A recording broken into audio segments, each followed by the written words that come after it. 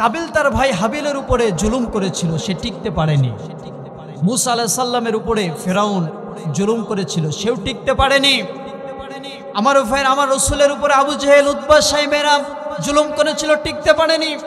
নব্য আবু জেহেল, নব্য নমরুদ, নব্য ফিরাউন বাংলাদেশের উপরে, বাংলার মানুষের উপরে, তাওহীদের জনতার উপরে, কোরআন প্রেমীদের উপরে দীর্ঘ 16-17 বছর জুলুম করে, সেও টিকতে পারে না, ঠিক কিনা? সুতরাং আমার ভাইয়েরা, যারা আজকে জালিম হওয়ার চেষ্টা করছো, মানুষের উপরে জুলুম করার চেষ্টা করছো, তাদেরকে সাবধান করে দিতে চাই, জালিম হলে তোমরাও বাংলার জমিনে টিকতে পাবে না, ঠিক কিনা? আমার ভাই, পড়ব কোরআন, শুনবো কোরআন, মানব কোরআন। যদি আমাদেরকে রাজনীতি করতে হয় সেটাও করব কোরআন থেকে, ঠিক কিনা? যদি আমাদেরকে আন্দোলন করতে হয়, রাজপথে যদি রক্ত দিতে হয়, ফাঁসির কাস্ত্রেও যদি ঝুলতে হয়, একবার নয়, শতবার নয়, হাজার হাজার বার কোরআনের জন্য ফাঁসির কাস্ত্রে ঝুলতে আমরা রাজি আছি। হাত তুলে বলতে হবে, ঠিক কিনা? আমার ভাই, কোরআনুল কারীমের পরিচয়টা আমরা জানতে চাই। কোরআনুল কারীমের পরিচয়টা জানার শুরুতেই কোরআনের কাছে আমরা প্রশ্ন করছি, ও কোরআন, তোমার পরিচয় সম্পর্কে আমরা তো জানতে চাই। প্রথমেই তুমি আমাদেরকে জানাও, তোমার ভিতরে কোনো ভুল আছে নাকি? কোরআন তার শুরুতেই জানিয়ে দিচ্ছেন, যালিকাল কিতাবু লা রাইবা ফীহি হুদাল লিল মুত্তাকিন। কোরআন জানাচ্ছেন, ও দুনিয়ার মানুষরে, এটা এমন কিতাব যেটার ভিতরে কোনো ভুল নাই। ভুল তো দূরের কথা, ভুল যে আছে এর সন্দেহের লেশমাত্র যেটার ভিতরে নাই। জোরে বলি সুবহানাল্লাহ। এবার কোরআনের কাছে আমরা প্রশ্ন করলাম, কোরআন, বুঝলাম তোমার মধ্যে কোনো ভুল নাই, তবে এই পৃথিবীতে তোমাকে কে নাজিল করেছে?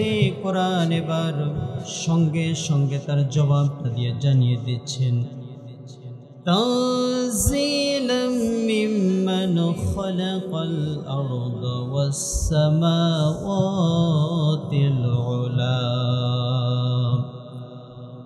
কোরআন তার জবাবটা দিয়ে জানিয়ে দিচ্ছেন, সুউচ্চ আসমান যিনি সৃষ্টি করেছেন এবং বিস্তৃত জমিন যেই রব, যে আল্লাহ তাআলা সৃষ্টি করেছেন, আমাকে পৃথিবীর জমিনে সে আল্লাহ তাআলাই নাজিল করেছেন। এবার কোরআনের কাছে আমরা যদি প্রশ্ন করি, কোরআন, বুঝলাম তোমাকে মহান আল্লাহ রাব্বুল আলামিন পৃথিবীতে নাজিল করেছে, তবে কোরআন, পৃথিবীতে আসার পূর্বে তোমার অবস্থান কোথায় ছিল? কোথায় তোমার বাড়ি ছিল? আমাদেরকে একটু জানাবে নাকি? কোরআন সঙ্গে সঙ্গে তার উত্তরটা দিয়ে জানিয়ে দিচ্ছেন, বাল হুয়া কুরআনুম মাজিদুন ফি লাওহিম মাহফুজ। কোরআন তার উত্তরটা দিয়ে জানিয়ে দিচ্ছেন, এটা তো সেই সম্মানিত কিতাব যেটা লাওহে মাহফুজে মহান রব্বুল আলামিন সংরক্ষিত করে রেখেছিল। এবার আমরা কোরআনের কাছে প্রশ্ন করলাম, কোরআন, বুঝলাম তোমাকে মহান রব্বুল আলামিন পৃথিবীতে নাজিল করেছে, পৃথিবীতে আসার পূর্বে তোমার বাড়ি ছিল লাওহে মাহফুজে, তবে কোরআন আমাদেরকে জানাবে নাকি এই পৃথিবীতে কোন সে মানব, কোন মানবের উপরে তোমাকে নাজিল করা হয়েছিল? কোরআন সঙ্গে সঙ্গে তার জবাবটা দিয়ে জানিয়ে দিচ্ছেন, তাবারাকাল্লাযী নাযালাল ফুরকানা আলা আবদিহি লিয়াকুনা লিল আলামিনা নাযীরা। কোরআন তার জবাবটা দিয়ে জানিয়ে দিচ্ছেন, কোরআন তার জবাবটা দিয়ে জানিয়ে দিচ্ছেন, অতীব সুন্দর মহান সত্য তো তিনি, যিনি তার বান্দা মুহাম্মদ সাল্লাল্লাহু আলাইহি ওয়াসাল্লাম এনার উপরে নাজিল করেছিল ফুরকান। আমার ভাইরা, কোরআনের আরেকটি নাম হলো ফুরকান। যার অর্থ হলো সত্য এবং মিথ্যার পার্থক্যকারী। আমার ভাইয়েরা, কোরআনকে আমরা এবার প্রশ্ন করলাম, কোরআন বুঝলাম তোমাকে মুহাম্মদ সাল্লাল্লাহু আলাইহি ওয়াসাল্লামের উপরে নাজিল করা হয়েছে, তবে কোরআন আমরা তো 12টি মাস ফলো করি, বছরে 12টি মাস হয়ে থাকে।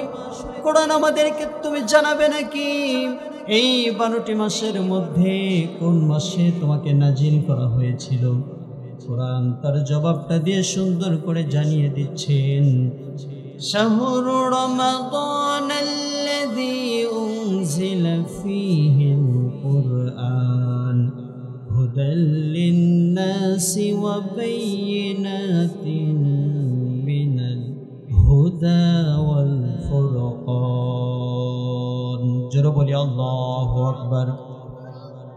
কোরআন তার জবাবটা দিয়ে জানিয়ে দিচ্ছেন, আমাকে রমজানুল মুবারকে মহান আল্লাহ রাব্বুল আলামিন এই পৃথিবীর জমিনে নাজিল করেছেন।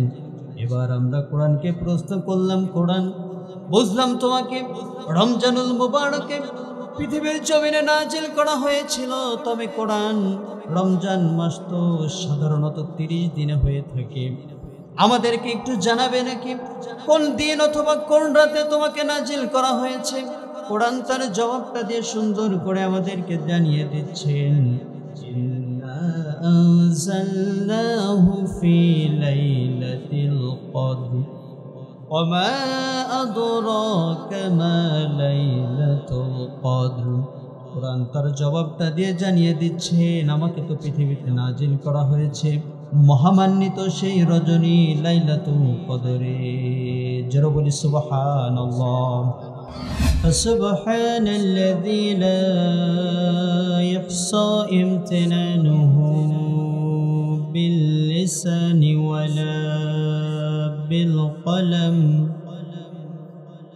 نشهد أن لا إله إلا الله وحده لا شريك له، ونشهد أن سيدنا ومولانا محمدا عبده ورسوله الذي أرسله بالحق بشيرا ونذيرا وداعيا إلى الله بإذنه وسراجا وقمرا منيرا. فقد قال الله سبحانه وتعالى في كلامه المجيد وفرقانه الحميد. সবাই বলুন আউযু বিল্লাহি মিনাশ শাইতানির রাজীম।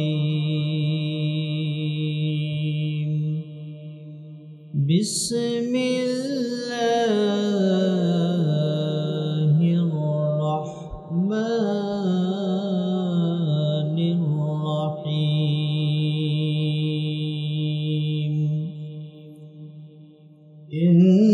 ইন্নাল ইনসানা খুলিকা হালুআ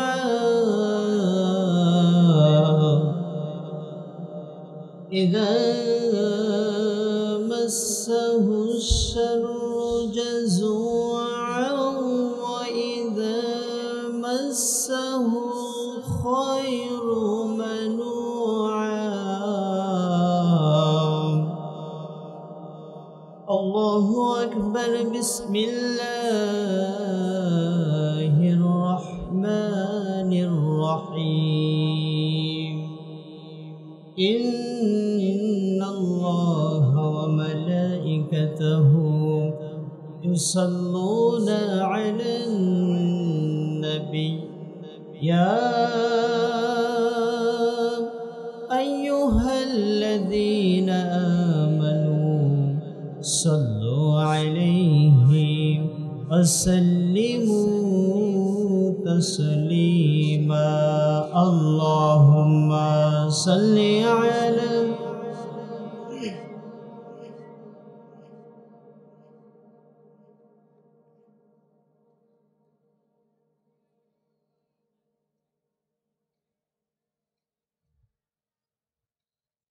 তুমি রহমান, তুমি মেহেরবান,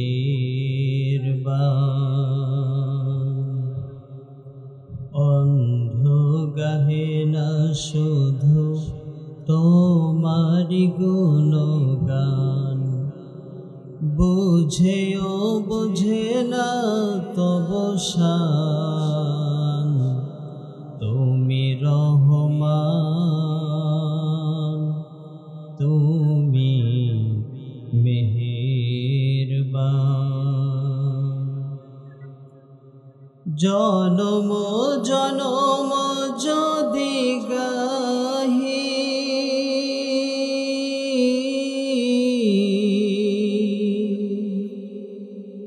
তোমারি মহিমা গাওয়া শেষ হবে নাহি,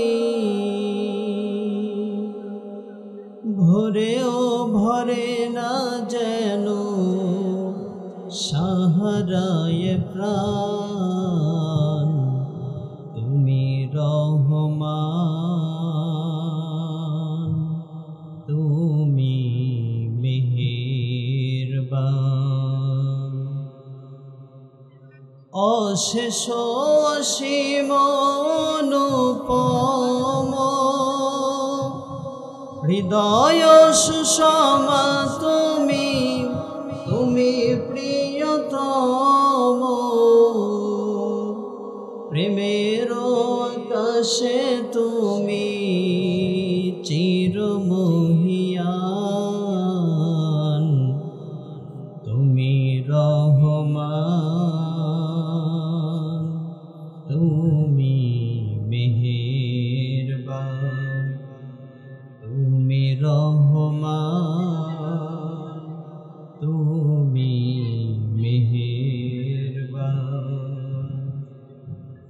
কখনো তোমারে যদি ভুলি,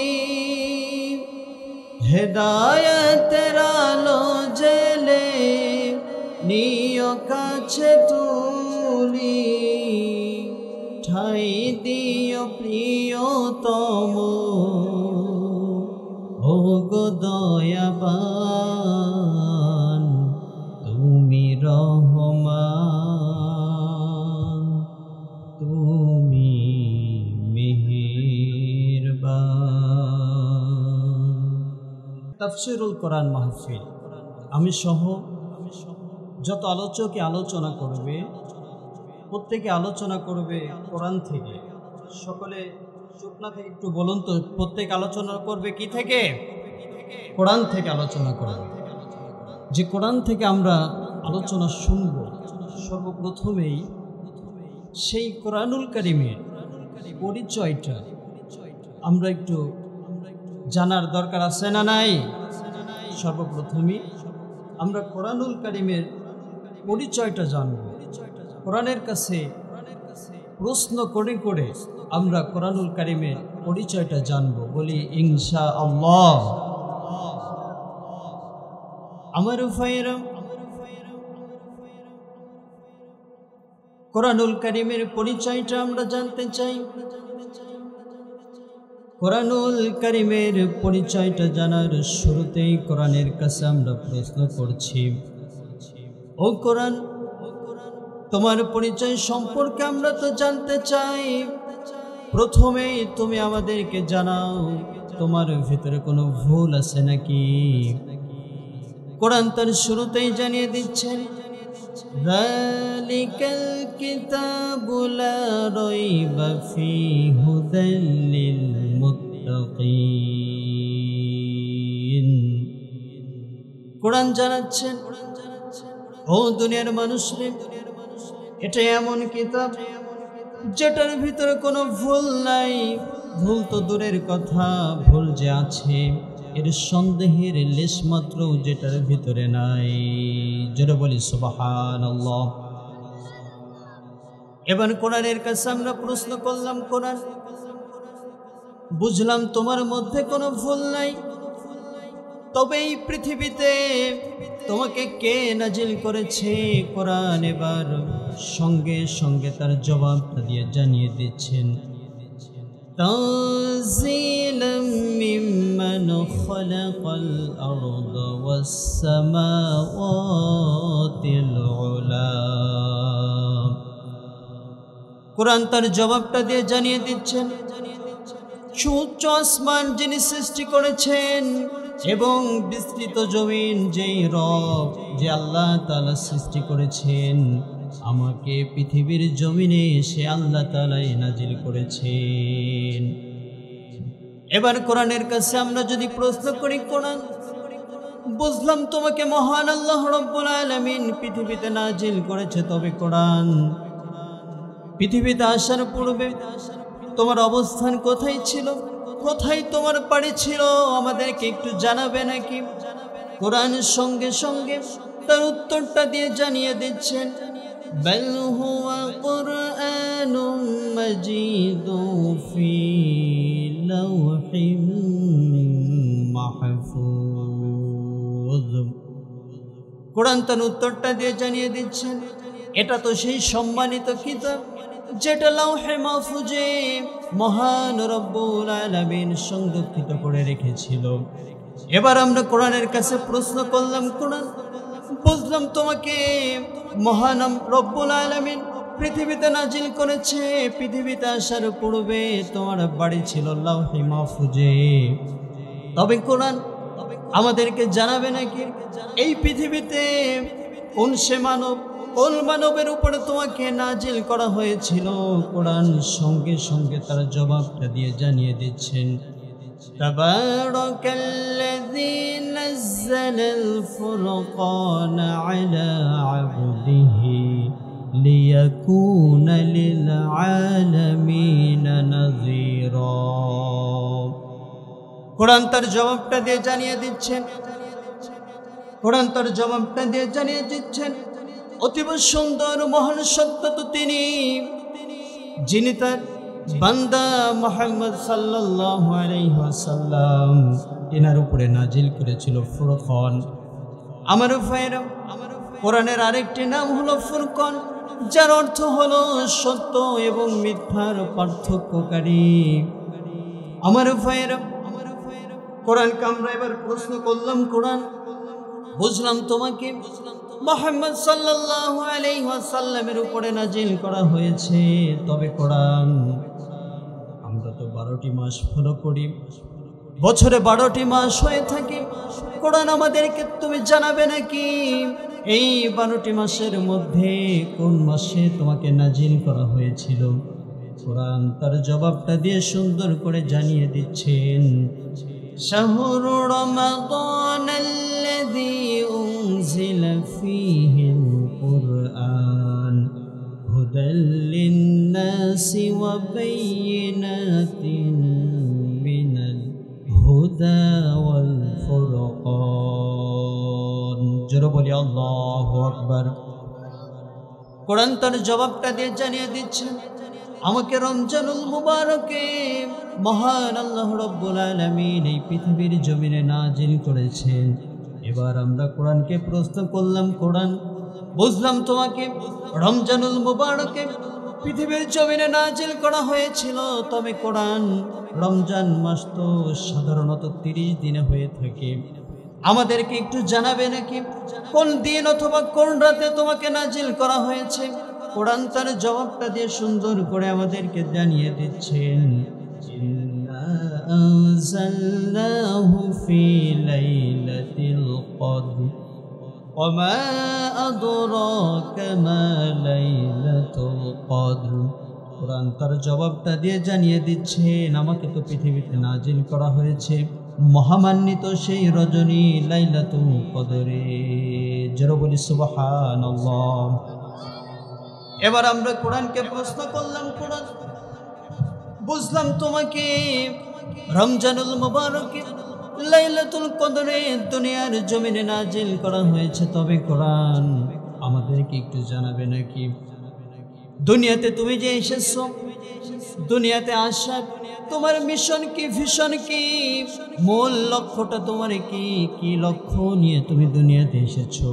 কোরআন এবার আমাদেরকে জানিয়ে দিচ্ছেন, কিতাবুন আনজালনাহু ইলাইকা লিতুখরিজান নাসা মিনাল যুলুমাতি ইলান নূর।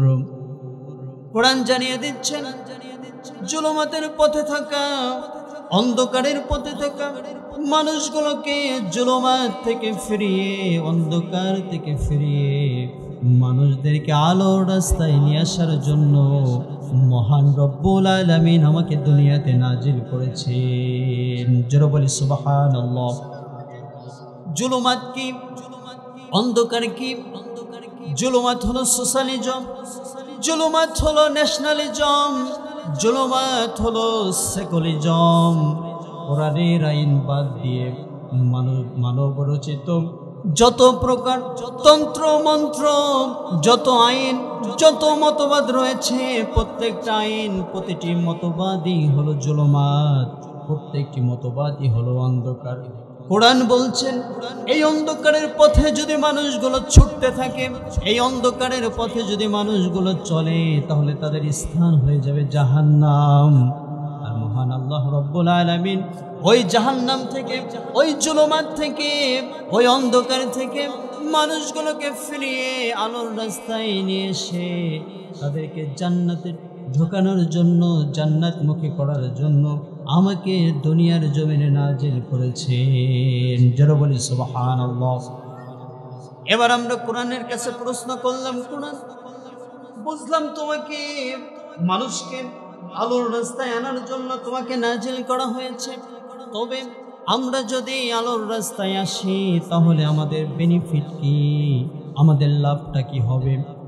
কোরআন এবার সঙ্গে সঙ্গে তার জবাবটা দিয়ে জানিয়ে দিচ্ছেন, ফামান তাবিআ হুদায়া ফালা খাউফুন আলাইহিম ওয়ালা হুম ইয়াহজানুন। কোরআন তার জবাবটা দিয়ে জানিয়ে দিচ্ছেন, যারা আমার এই হেদায়েতনামা, যারা এই কোরআনকে তার ব্যক্তিগত লাইফ, পারিবারিক লাইফ, রাষ্ট্রীয় এবং সামাজিক জীবনে যারা এই কোরআনকে মানতে পারবে, যারা এই হেদায়েতনামাকে মানতে পারবে, কোরআনের সঙ্গে যারা সংস্পর্শে আসবে, কোরআনের সঙ্গে যারা সম্পর্ক বাড়িয়ে দিবে, তাদের জন্য লাভ হবে ফালা খাউফুন আলাইহিম, তাদের কোনো ভয় থাকবে না, এবং ওয়ালা হুম ইয়াহজানুন, তাদের জন্য কোনো প্রকার কোনো চিন্তাও থাকবে না। জোরে বলি সুবহানাল্লাহ।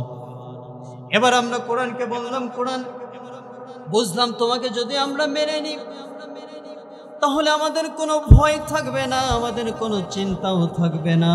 তবে কোরআন, আমরা তো মানুষ, আমরা বিভিন্ন রোগে আক্রান্ত হই, রোগ শোক আমাদের বিভিন্ন সময় হয়।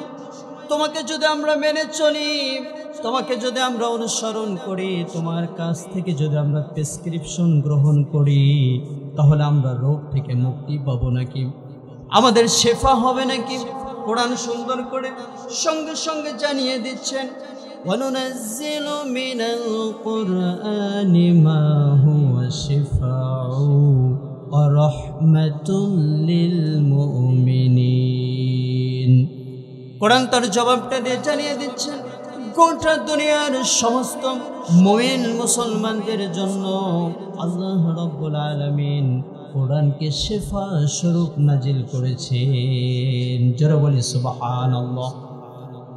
এবার আমরা কোরআনকে বললাম, কোরআন বুঝলাম তোমাকে যদি আমরা মানি, তোমার কাছ থেকে যদি আমরা প্রেসক্রিপশন গ্রহণ করি, তাহলে আমাদের সমস্ত মানসিক এবং শারীরিক রোগ থেকে আমরা শেফা পেয়ে যাব। তবে কোরআন, আমরা তো মানুষ, আমাদের পরিবার আছে, আমাদের সমাজ আছে, আমাদের রাষ্ট্র আছে, আমাদের এই পরিবারের কিছু নীতিমালা আছে, সমাজের কিছু নীতিমালা আছে। রাষ্ট্রে যখন আমরা বসবাস করি আমাদেরকে রাজনীতি করতে হয়। ও কোরআন, তুমি আমাদেরকে জানাবে নাকি তোমাকে যদি আমরা মানি তোমার ভিতরে পরিবারের নীতিগুলো আছে নাকি, সামাজিক নীতি, রাষ্ট্রীয় নীতি, রাজনীতি তোমার ভিতরে আছে নাকি? কোরআন সঙ্গে সঙ্গে তার জবাবটা দিয়ে জানিয়ে দিচ্ছেন, ওয়ারাজ্জালনা আলাইকাল কিতাবা তিবয়ানান লিকুল্লি শাইইন হুদাও ওয়া রাহমাতাও ওয়া বুশরা লিল মুসলিমিন। কোরআন তার জবাবটা দিয়ে জানিয়ে দিচ্ছেন, এই কোরআন তাম দুনিয়ার মানুষের জন্য আল্লাহ রাব্বুল আলামিন নাজিল করেছেন, যেটার ভিতরে মানুষের ব্যক্তিগত জীবনে, পারিবারিক জীবন, সমাজ, রাষ্ট্র, প্রত্যেকটা সেক্টরে, প্রত্যেকটা জায়গায়, একেবারে দোলনা থেকে কবর পর্যন্ত, কবরের পর কিয়ামতের ময়দান, জান্নাত জাহান্নাম পর্যন্ত যত কিছু মানুষের প্রয়োজন আছে না কেন, প্রত্যেকটা বিষয় কোরআনুল কারীমের ভিতরে আল্লাহ তাআলা খুলে খুলে স্পষ্টভাবে বর্ণনা করে দিয়েছেন। যারা বলি সুবহানাল্লাহ। আমার ভাইরা, এবার কোরআনের কাছে আমরা প্রশ্ন করলাম, কোরআন বুঝলাম তুমি হলো আমাদের জন্য হেদায়েতনামা, তুমি হলো আমাদের জন্য শেফা, তোমার ভিতরে পারিবারিক, সামাজিক, রাষ্ট্রীয় প্রত্যেকটা নীতিমালা আছে। তবে কোরআন, আমরা তো বাংলা ভাষাভাষী মানুষ, তবে তোমাকে তো নাজিল করা হয়েছে আরবিতে, তাহলে আমরা কেমনে তোমাকে শিখতে পাবো? কোরআন এবার সুন্দর করে তার জবাবটা দিয়ে জানিয়ে দিচ্ছেন, ওয়ালাকাদ ইয়াসসারনাল কুরআনা লিযিকরি ফাহাল মিন মুদ্দাকির। চলো বলি আল্লাহু আকবার। কোরআন তার জবাবটা দিয়ে জানিয়ে দিচ্ছেন, এটা এমন কিতাব, যেই কিতাব, যেই জিকির আল্লাহ তাআলা তাম দুনিয়ার মানুষের জন্য সহজ করে আল্লাহ তাআলা নাজিল করেছেন। যারা বলি সুবহানাল্লাহ। সুতরাং আমার ভাইরা, যে কোরআনের পরিচয়টা আমরা জানলাম, আমরা বলতে পারি আসমানের নিচে, জমিনের উপরে এই কোরআনের পড়াপড় কিংবা এই কোরআনের ন্যায় অন্য কোনো গ্রন্থ আপনি খুঁজে পাবেন না, ঠিক কিনা আমার? সুতরাং আমরা আজকের এই তাফসীর কোরআন মাহফিল থেকে বলতে চাই, আমরা পড়ব কোরআন, শুনব কোরআন, মানব কোরআন। যদি আমাদেরকে রাজনীতি করতে হয় সেটাও করব কোরআন থেকে, ঠিক কিনা? যদি আমাদেরকে আন্দোলন করতে হয়, রাজপথে যদি রক্ত দিতে হয়, ফাঁসির কাস্ত্রেও যদি ঝুলতে হয়, একবার নয়, শতবার নয়, হাজার হাজার বার কোরআনের জন্য ফাঁসির কাস্ত্রে ঝুলতে আমরা রাজি আছি। হাত তুলে বলতে হবে, ঠিক কিনা আমার ভাই? আসুন সেই কোরআন থেকেই আমরা আজকে কথা শুনি। আমি প্রথমেই পবিত্র কোরআনের ৭০ নম্বর সূরা, সূরা মাআরিজ। কত নম্বর সূরা? ৭০ নম্বর সূরা, সূরা মাআরিজ, ২৯ নম্বর পারা, ১৯, ২০ এবং ২১ তিনটি আয়াতে কারিমা তেলাওয়াত করেছি। এই তিনটি আয়াতের ভিতরে আল্লাহ তাআলা মানুষের, বনি আদমের তিনটি বাজে স্বভাবের কথা আল্লাহ তাআলা বলেছেন। কয়টি বাজে স্বভাব? সবাই বলুন। তিনটি বাজে স্বভাবের কথা আল্লাহ তাআলা এই তিনটি আয়াতের ভিতরে বলেছেন। আমার ভাইয়েরা, প্রথম নম্বরে যে বাজে স্বভাবটির কথা আল্লাহ তাআলা আলোচনা করেছেন অত্র আয়াতের ভিতরে, আল্লাহ তাআলা বলছেন, ইন্নাল ইনসানা খুলিকা হালুআ, নিশ্চয় মানুষের মনটা হলো খুবই ছোট, মানুষের মনটা হলো অস্থির চিত্রের ছোট। মানুষের মনটা, আমার ভাইরা, আল্লাহ বলছেন মানুষের মনটা হলো ছোট, কিন্তু আমার ভাইরা আমরা যদি ওই বিশাল জান্নাতের মালিকানা পেতে চাই, আমাদের এই ছোট মনটাকে আমাদেরকে বড় করতে হবে। আমাদের এই ছোট মনটাকে উদার করতে হবে, আমাদেরকে বিশাল বড় মন করতে হবে আমাদেরকে। আমাদের এই মনটাকে যদি আমরা উদার করতে পারি, আমাদের এই মনটা যদি আমরা বড় করতে পারি, বিশাল ওই জান্নাত আমাদেরকে যিনি দিবেন, চোখ না থেকে একটু আওয়াজ করে বলুন তো তিনি কে? আমার ভাইরা, আমাদের এই মনটাকে বড় করতে হবে। কারণ কিনা আমরা এমন একজন নবীর উম্মত, যেই নবীজির মনটা ছিল বিশাল মনের অধিকারী তিনি ছিলেন, উদার মনের অধিকারী তিনি ছিলেন। কেমন উদার ছিল আমার রাসূলের মন! আমার নবীজি মক্কা থেকে মদিনায় চলে গেলেন দ্বীনের দাওয়াত দেওয়ার জন্য। মক্কা থেকে তায়েফ চলে গেলেন দ্বীনের দাওয়াত দেওয়ার জন্য। তায়েফ যাওয়ার পর প্রথম দিন আমার নবীজি যখন তায়েফবাসীকে দ্বীনের দাওয়াত দিতে লাগলেন, তায়েফের লিডার যারা ছিল, কাফের মুশরিক লিডাররা আমার রাসূলকে অপমান করে, অপদস্থ করে আমার নবীজিকে তায়েফ থেকে বিতাড়িত করে দিল। আমার নবীজি মনটা খারাপ করে বাড়িতে চলে আসলেন। মনটা খারাপ করে যখন বাড়িতে আমার নবীজি, তখন তিনার চাচা যান আমার নবীজির কাছে এসে আমার নবীজিকে সান্ত্বনা দিলেন। আমার নবীজিকে বললেন, ও মুহাম্মদ, তুমি চিন্তা করো না, ওই তায়েফবাসী তোমাকে চিনতে পায়নি। ওই তায়েফবাসী যাদের কাছে তুমি দ্বীনের দাওয়াত দিয়েছো, যারা তোমাকে আজকে অপমানিত করেছে, ও মুহাম্মদ তুমি জেনে রাখো, ওই তায়েফবাসী কোরআন পড়বে, হাদিস পড়বে, এক সময় ওই তায়েফবাসী প্রত্যেকেই কালেমা গ্রহণ করে মুসলমান হয়ে যাবে। আমার ভাইরা, আমার নবীজির চাচাজান যখন এই পরামর্শ তিনাকে দিলেন, এই সান্ত্বনা যখন আমার নবীজিকে দিলেন, আমার নবীজি করলেন কি, পরের দিন ফজরের নামাজটা আদায় করে আমার নবীজি রওনা দিলেন তায়েফের দিকে।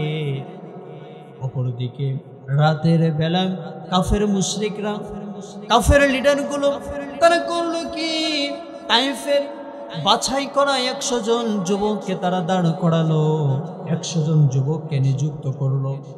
100 জন যুবককে নিযুক্ত করে কাফের মুশরিকরা, কাফের লিডাররা তারা বলে দিল, যুবকেরা তোমরা পরবর্তীতে যদি মুহাম্মদ তায়েফে আসে, সে যদি দ্বীনের দাওয়াত দেয়, একত্ববাদের দাওয়াত যদি দেয়, তোমরা তাকে যত দিক থেকে সম্ভব তাকে তোমরা আক্রমণ করবে, মেরে ফেলার চূড়ান্ত সিদ্ধান্ত দিয়ে দিল। হুলিয়া নামা জারি হয়ে গেল।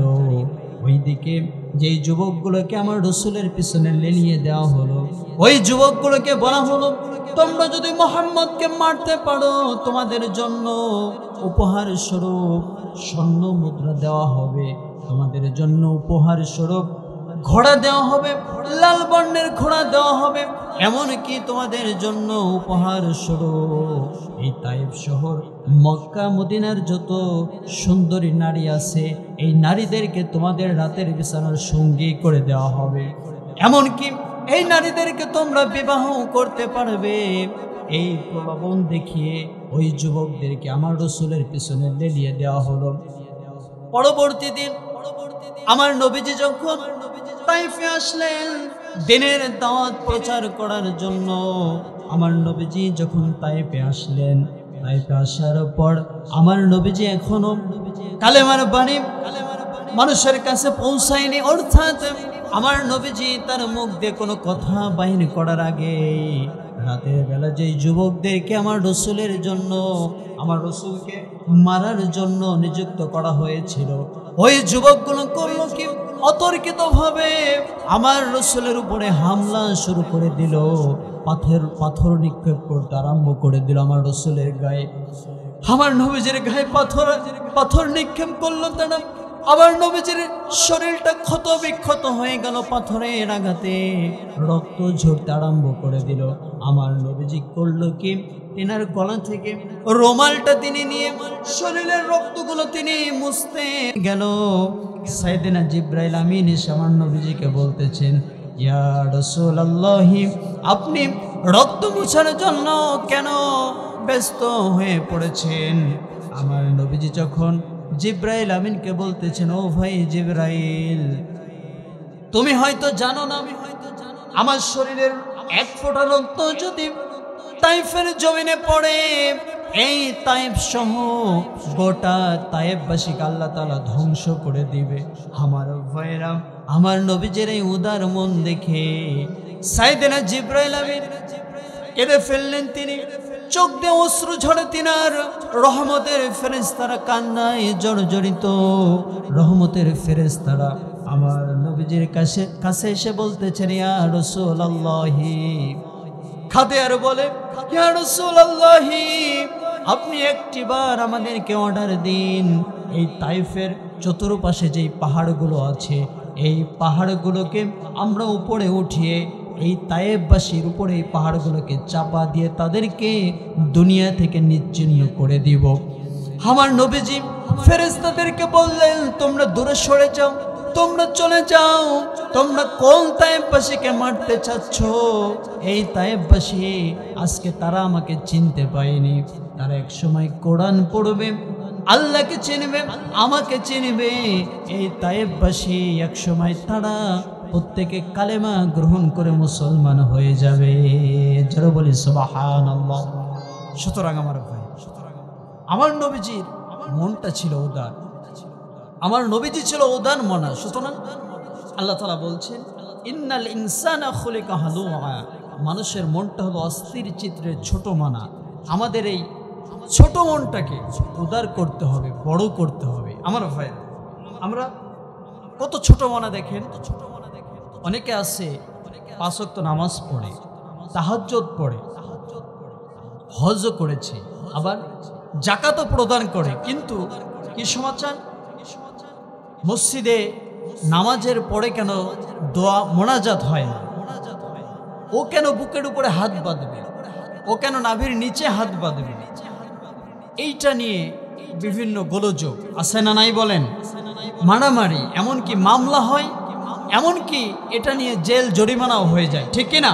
আমার ভাই, যেই মানুষগুলো সামান্য এই বিষয়গুলো নিয়ে মারামারি করেছে, গোলযোগ করে, ওই মানুষগুলোর মন বড় না ছোট?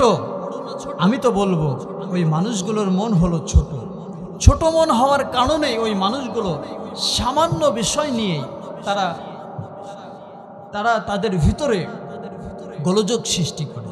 আমার ভাইরা, সুতরাং আমাদের মনটাকে করতে হবে উদার মনা করতে হবে, আমাদের মন করতে হবে বড়। আমার মা বোন যারা আছে, মা বোনেরা আজকের আলোচনা শুনতেছে, তেনারা মা বোন যারা আছে তারা করে কি? এত ছোট মনা কিছু কিছু মা বোন আছে, কিছু কিছু নারী আছে যারা বিশাল জান্নাত পেতে চায়, আবার মনটাকে করে রাখে ছোট। আছে না নাই বলেন? বিশাল জান্নাত পেতে চাই, মনটাকে করে রাখে ছোট। আমার মা বোনেরা, মনটাকে উদার করতে হবে, বড় করতে হবে। মা বোনদের জান্নাতে যাওয়া খুবই সহজ। আমার নবীজি বলছেন, নারী যারা আছে তাদের জান্নাতে যাওয়াটা সহজ। আজকে নারীদের জন্য আমার পক্ষ থেকে 10টি মেসেজ থাকবে। কয়টি মেসেজ? নারী যারা আছে একটু কান লাগায়, 10টি মেসেজ আপনাদের জন্য থাকবে। তার ভিতরে 4টি প্রিন্সিপাল আমার নবীজি যে 4টির কথা সর্বপ্রথমে জানিয়েছেন। নাম্বার 1, আমার নবীজি বলছেন, নারী যারা আছে, জান্নাত প্রত্যাশী নারী যারা, তাদেরকে প্রথম নাম্বার যে কাজটি করতে হবে, আল মারআতু ইযা সাল্লাত খামসাহা, 5 ওয়াক্ত নামাজ তাদেরকে যথারীতি আদায় করতে হবে। সময় মতো 5 ওয়াক্ত নামাজ তাদেরকে আদায় করতে হবে। আমার মা বোন যারা আছে, নারীরা অনেকে অনেক সময় সংসারের কাজ করতে যেয়ে, সংসারের কাজ গুছাতে যেয়ে 5 ওয়াক্ত নামাজ তারা ঠিক মতো আদায় করতে পারে না। কিন্তু আমার মা বোনদেরকে আমরা বলবো, আমি বলতে চাই যে আপনারা যদি সংসারের কাজ করতে যে নামাজকে মাইনাস করে ফেলেন, তাহলে আপনি তো জান্নাত প্রত্যাশা করতে পারেন না। এজন্য নারীদের জন্য প্রথম নাম্বার মেসেজ, সেটি হলো তাদেরকে 5 ওয়াক্ত নামাজ যথারীতি সঠিক নিয়মে আদায় করতে হবে। দ্বিতীয় নম্বরে আমার রাসূল বলছেন, সামাত শাহরাহা, নারী জাতি যারা আছে তারা যদি জান্নাত প্রত্যাশী হয় দ্বিতীয় নম্বর যে কাজটি তাদেরকে করতে হবে, রমজান মাসে তাদেরকে রোজা পালন করতে হবে। নাম্বার 3, 3 নম্বরে স্বামীর খেদমত করতে হবে। বর্তমান সময় তো এমন দেখা যায় যে আমাদের মা বোনেরা তারা তাহাজ্জুদ পড়তে রাজি, 5 ওয়াক্ত নামাজ আদায় করতে রাজি, রোজা রাখতে রাজি, কিন্তু স্বামীর খেদমত করতে রাজি না। ঠিক না বলেন? কিন্তু আমার মা বোনেরা, স্বামীর খেদমত করতে হবে। এখানেই আপনার জন্য আল্লাহ তাআলা জান্নাত রেখে দিয়েছেন। যারা বলি সুবহানাল্লাহ। এজন্য মা বোনদের জন্য 3 নম্বর পরামর্শ, 3 নম্বর টিপস হলো তাদেরকে স্বামীর খেদমত করতে হবে। 4 নম্বরে সতীত্বের হেফাজত করতে হবে। বর্তমান ঘরে ঘরে পরকীয়া আছে না নাই বলেন? ঘরে ঘরে পরকীয়া। আমার মা বোনেরা, আপনারা যদি জান্নাত প্রত্যাশী হন তাহলে আপনাকে করতে হবে কি? সতীত্বের হেফাজত করতে হবে। 5 নম্বরে সন্তানের লালন পালন আপনাকে করতে হবে। বর্তমান সময় ইহুদি খ্রিস্টান তাদের দেখানো পন্থা আমরা অনুসরণ করছি, মা বোনদেরকে আমরা চাকরির দিকে ঝুঁকে দিচ্ছি না। মা বোন যারা আছে তারা চাকরি করতে পারা, বড় ধরনের চাকরি করতে পারলো কিংবা বিশাল বিজনেসম্যান, এটা তার সফলতা নয়, এটা তার বড় ক্রেডিট নয়। মা বোন নারী, সে তার বড় ক্রেডিট হলো সে তার সন্তানকে লালন পালন করবে, সঠিকভাবে তার সন্তানকে সে লালন পালন করবে, এটাই হলো নারীর বড় ক্রেডিট। এরপরে 6 নম্বরে নিয়ামতের শুকরিয়া আদায় করতে হবে। অনেক নারী আছে তারা নিয়ামতের শুকরিয়া আদায় করতে চায় না। স্বামী সারাদিন পরিশ্রম করে, হাড় ভাঙা পরিশ্রম করে, কিন্তু দিন শেষে স্ত্রী তার এই নিয়ামতের শুকরিয়া আদায় করতে চায় না। সে বলে, তোমার সঙ্গে বিবাহ হয়ে আমার জীবনটা একেবারে ছন্ন বিচ্ছন্ন হয়ে গেল। আছে না নাই বলেন? আমার মা বোনেরা, নিয়ামতের শুকরিয়া আপনাকে আদায় করতে হবে। এরপরে 7 নম্বরে গালিগালাজ করা যাবে না। অনেক নারী আছে তারা করে কি, তার নিজের সন্তানকে, তার স্বামীকে সে অকাট্য ভাষায়, বাজে ভাষায় গালিগালাজ করে। না, গালিগালাজ করা যাবে না। 8 নম্বরে আত্মীয়তার সম্পর্ক আপনাকে বজায় রাখতে হবে। অনেক মেয়ে, অনেক নারী বিবাহ হয়ে যাওয়ার পর আত্মীয়তার সম্পর্কটা সে আর বজায় রাখতে চায় না। পরিবারের সাথে, তার পিতার মাতার সাথে কিংবা তার ভাই বোন যারা আছে, এই আত্মীয়তার সম্পর্ক সে আর ঠিক রাখতে চায় না। কিন্তু না, আপনাকে আত্মীয়তার সম্পর্কটা বজায় রাখতে হবে। এরপরে 9 নম্বরে দান সদকা করতে হবে। মা বোন যারা আছে, দান সদকার হাতটা আপনাকে বাড়িয়ে দিতে হবে। আর মা বোনেরা যখন দান সদকা হাত বাড়াতে চাবে তখন আমাদেরকে সাহায্য করতে হবে। যারা পুরুষ আছে তারা নারীদেরকে সাহায্য করবে, তাদেরকে মাঝে মাঝে আপনি টাকা দিবেন। আপনি যদি টাকা দেন তাহলেই না সে দান সদকা করতে পারবে। আপনার যে মোহরানা আছে, এই মোহরানাটা তাকে পরিশোধ করতে হবে। এরপরে 10 নম্বরে যে নারী জান্নাত প্রত্যাশী তার জন্য 10 নম্বর পরামর্শ, 10 নম্বর মেসেজ হলো সময় নষ্ট করা যাবে না।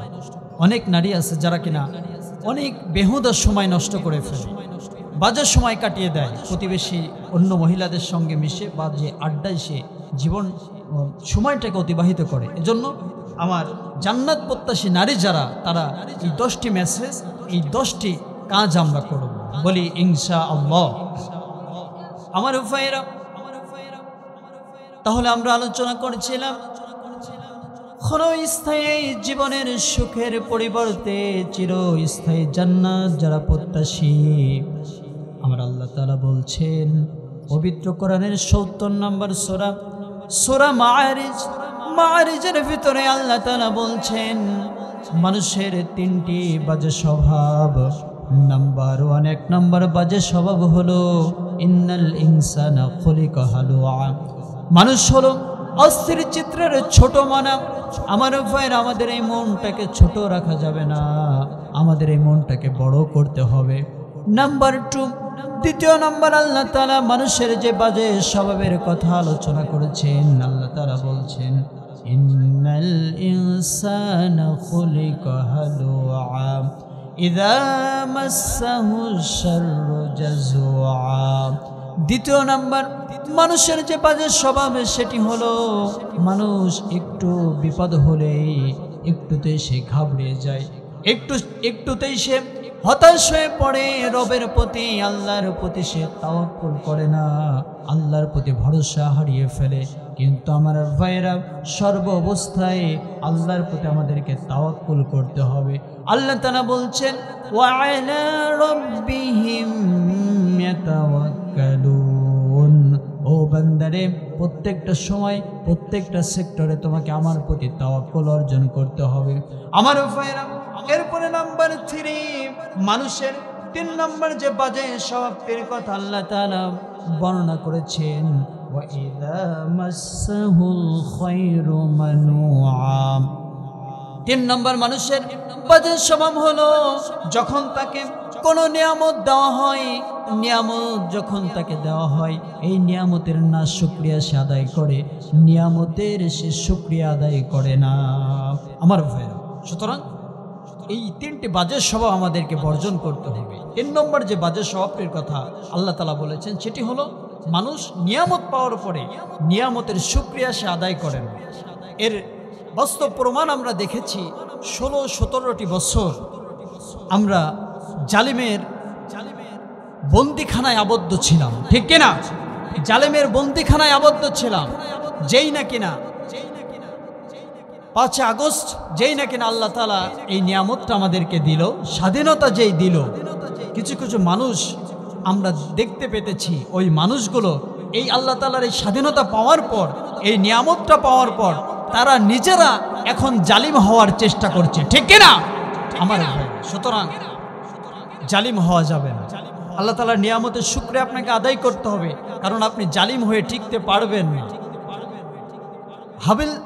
কাবিল তার ভাই হাবিলের উপরে জুলুম করেছিল, সে টিকতে পারেনি। মূসা আলাইহিস সালামের উপরে ফেরাউন জুলুম করেছিল, সেও টিকতে পারেনি। আমার ভাই, আমার রাসূলের উপরে আবু জেহেল, উতবা, শাইবারা জুলুম করেছিল, টিকতে পারেনি। নব্য আবু জেহেল, নব্য নমরুদ, নব্য ফেরাউন বাংলাদেশের উপরে, বাংলার মানুষের উপরে, তাওহীদের জনতার উপরে, কোরআন প্রেমীদের উপরে দীর্ঘ 16-17 বছর জুলুম করে, সেও টিকতে পারে না, ঠিক কিনা? সুতরাং আমার ভাইয়েরা, যারা আজকে জালিম হওয়ার চেষ্টা করছো, মানুষের উপরে জুলুম করার চেষ্টা করছো, তাদেরকে সাবধান করে দিতে চাই, জালিম হলে তোমরাও বাংলার জমিনে টিকতে পাবে না, ঠিক কিনা? আমার ভাই, আসুন, আল্লাহ তাআলা যেই 3টি বাজে স্বভাবের কথা বলেছেন আমাদেরকে, এই 3টি বাজে স্বভাব আমরা বর্জন করি। আল্লাহ সুবহানাহু ওয়া তাআলা আমাদেরকে যেই কথাগুলো বলালেন, যেই কথাগুলো শোনালেন, আমাকে সহ আমাদের প্রত্যেককে এ অনুযায়ী আমল করার জন্য তৌফিক দান করুন। সকলে বলছি আমিন। হাযা মা ইনদি ওয়া ইলমু ইনদাল্লাহ, আলাইহি তাওয়াক্কালতু ওয়া ইলাইহি উনীব। আসসালামু আলাইকুম ওয়া রাহমাতুল্লাহি ওয়া বারাকাতুহু।